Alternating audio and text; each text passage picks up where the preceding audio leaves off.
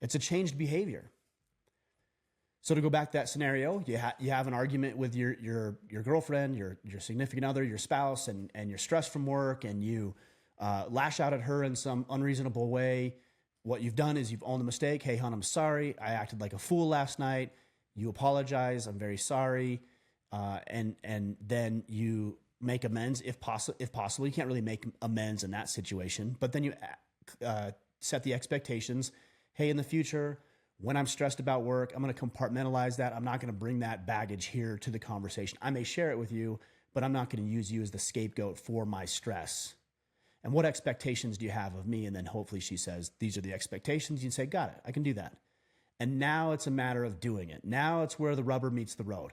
Can you actually do what you said you're going to do? Now, this is tricky because a lot of the times we have long-term relationships and you've built a pattern.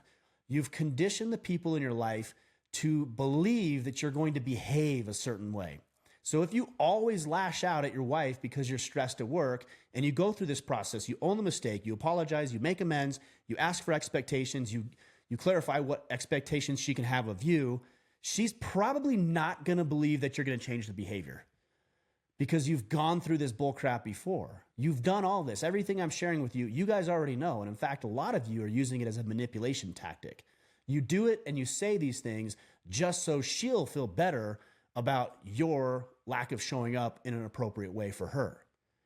So when the rubber meets the road, which is now action, and you get stressed at work, and that's inevitable, and you come home and you're stressed out because of the project or a client or the deadline, and she's just trying to be there and be supportive and ask questions, and you go use her as a scapegoat, she's going to think that that's what you're going to revert to. So don't blame her for what you've conditioned her to believe about you. I hear that from a lot of guys. Well, my wife doesn't trust me. My boss doesn't believe in me. My kids don't love me. Why is that the case? Let's ask ourselves that. Why? Is it because we've conditioned them to believe that we're going to react a certain way? So this is not a game, guys. What I'm teaching you right now is not to game the system and to make people feel better about your lack of performance. It's actually changed behavior forever. So when you're stressed out at work, your response is, hey, hon, you know what? I know we got a lot going on. I know I told you I'd mow the lawn this afternoon, and I will get to that. I'm very stressed at work right now.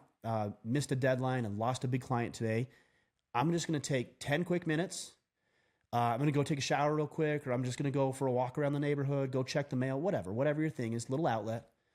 And I'll come back and I'll have a conversation with you. I'll go mow the lawn. I'll do the things that we said we're going to do tonight. I need 10 minutes.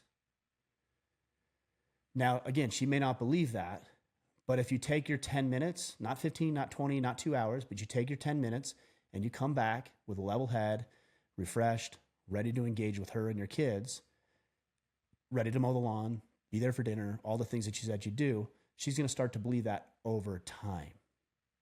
It's not a one and done, because I'll hear that often too. Well, I did everything you said, right? She's still pissed at me. Well, yeah, you've been doing something else for 20 years.